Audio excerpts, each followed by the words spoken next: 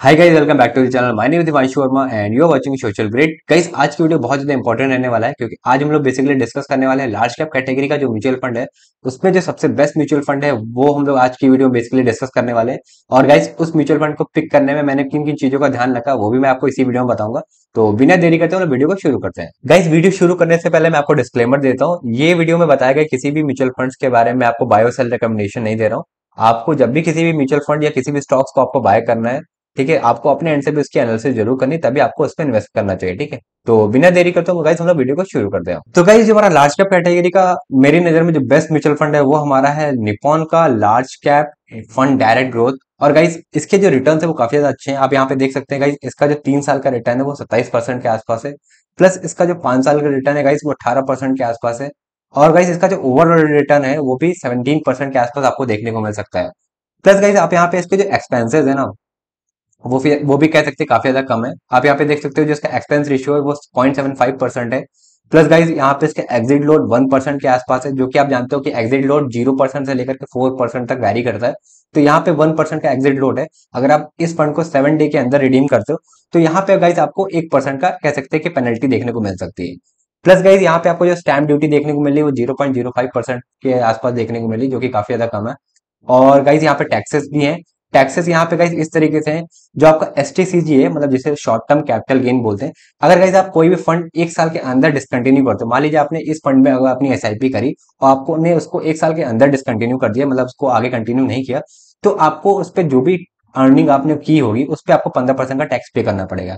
Same as it is guys, अगर आप 1 साल बाद इस फंड को डिसकंटिन्यू करते हो और उस पे आपको गाइज 1 लाख से ऊपर की अर्निंग हो जाती, तो वहां पे गाइज आपको 10% का टैक्स पे करना पड़ेगा। इस फंड के कंपेरिजन में एक और फंड था जिसका गाइज एक्सपेंस रेशियो काफी कम था, वो मैं आपको दिखाता हूँ।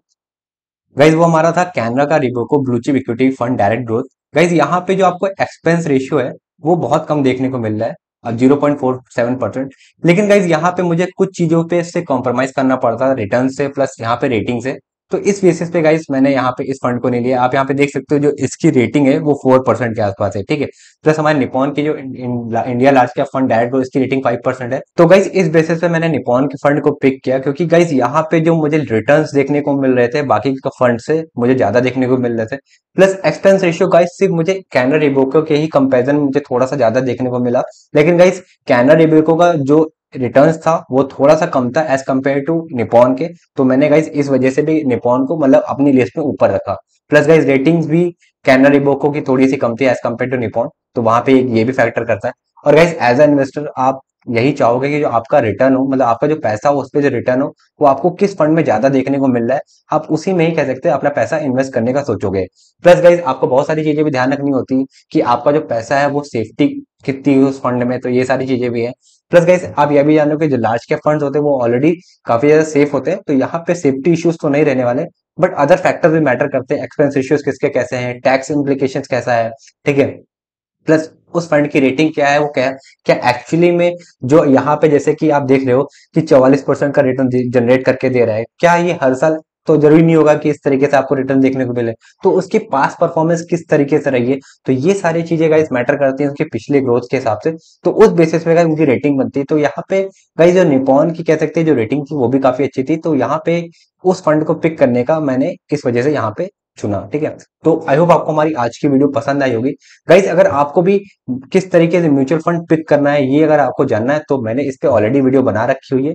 आपको उस वीडियो की लिंक मैं यहाँ पे आई बटन पे लगा दूंगा, आप जाकर वहां पे देख सकते हैं। ठीक है, और गाइस, आज की वीडियो में बस इतना ही। मिलते हैं हम लोग नए टॉपिक के साथ अगले वीडियो में, तब तक के लिए जय श्री राम।